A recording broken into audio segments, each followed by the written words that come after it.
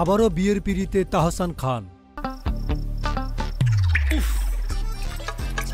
কুয়াশায় সাল ছুঁয়ে পানি আর কত হয়রানি আছে সমাধান।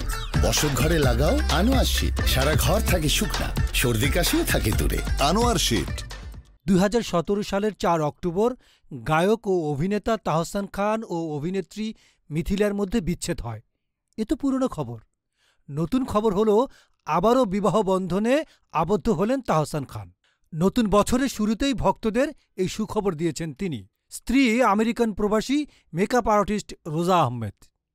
শনিবার সকালে বিয়ের খবরটি নিশ্চিত করেছেন তাহসান নিজেই। ঘরোয়া আয়োজনের মধ্যেই বিয়েটা করেছি জানালেন তাহসান। নিউ ইয়র্ক শহরের কুইন্সে রোজা আহমেদের রয়েছে রোজার্স ব্রাইডাল মেকওভার। 10 বছরেরও বেশি সময় ধরে তিনি এ পেশায় যুক্ত আছেন। বাংলাদেশে ও যুক্তরাষ্ট্রে ব্রাইডাল মেকআপ আর্টিস্ট হিসেবেও কাজ করেছেন রোজা। এছাড়া মেকওভার প্রশিক্ষক হিসেবে তিনি কয়েক হাজার নারীকে প্রশিক্ষণ দিয়েছেন। এদিকে নেট দুনিয়ায় তাহসান ও রোজার বিয়ের একাধিক ছবি ভাইরাল হলে নেটিজেনরা নবদম্পতিকে শুভেচ্ছা ও ভালোবাসা জানাচ্ছেন।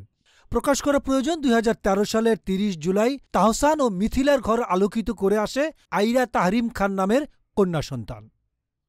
বিনোদন ডেস্ক, গণমানুষের আওয়াজ।